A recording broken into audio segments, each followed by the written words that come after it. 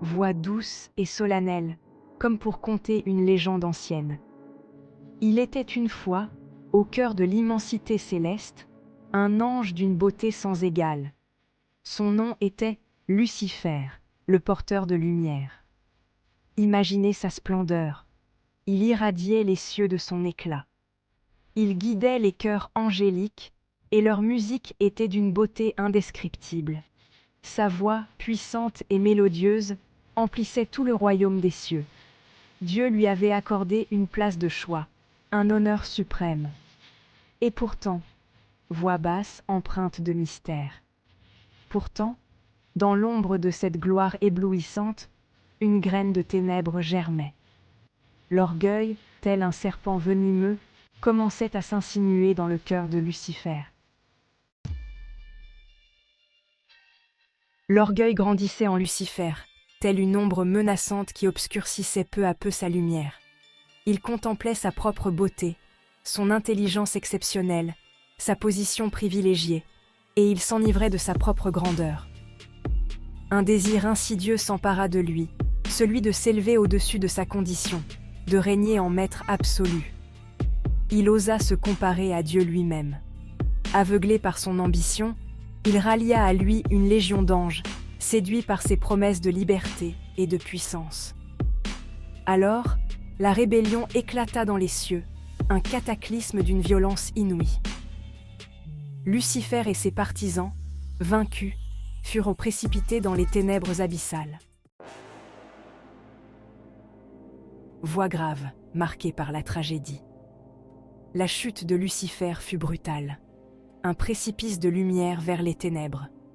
Son cœur, autrefois pur et rayonnant, était désormais rempli d'amertume et d'une haine inextinguible. Il n'était plus Lucifer, le porteur de lumière. Il était devenu Satan, l'adversaire, l'ennemi juré de Dieu. Banni des cieux, il errait dans les ténèbres, sa beauté passée souillée par la haine. Autour de lui se rassemblèrent les anges déchus, transformés en démons hideux. Ensemble, ils nourrissaient leur vengeance, rêvant du jour où ils pourraient défier à nouveau le Tout-Puissant. Satan, animé par une haine brûlante, devint le maître incontesté des ténèbres. C'est dans le jardin d'Éden, paradis de paix et d'innocence, que Satan trouva sa première proie. Il prit la forme d'un serpent, séduisant et rusé, capable de charmer les cœurs les plus purs. Il s'approcha d'Ève, et, avec des paroles douces comme du miel, il sema le doute dans son esprit. « Dieu vous a-t-il vraiment interdit de manger de tous les fruits du jardin ?» demanda-t-il. Ève, tentée par la promesse d'une connaissance interdite, mordit à l'appât. Elle convainquit Adam, et ensemble, ils goûtèrent aux fruits défendus. En un instant, le péché entra dans le monde. Satan jubilait. Des siècles plus tard, Dieu envoya son Fils, Jésus. Satan tenta de le corrompre, il le conduisit au désert. Il lui offrit la richesse, le pouvoir, la gloire. Mais Jésus résista à chaque fois. La victoire de Jésus marqua un tournant décisif. Voix puissante, porteuse d'espoir, mais le règne de Satan touchait à sa fin. L'Apocalypse, le livre des révélations divines, annonçait sa défaite finale, un châtiment à la hauteur de ses crimes. Il serait vaincu, anéanti, jeté dans les abysses de l'enfer pour l'éternité. Le jour du jugement dernier, Satan et ses légions de démons seront jugés pour leurs actes. La justice divine sera implacable, sans pitié pour celui qui a semé tant de souffrances. Le bien triomphera du mal. La lumière, plus forte que jamais, vaincra les ténèbres. La promesse divine sera accomplie.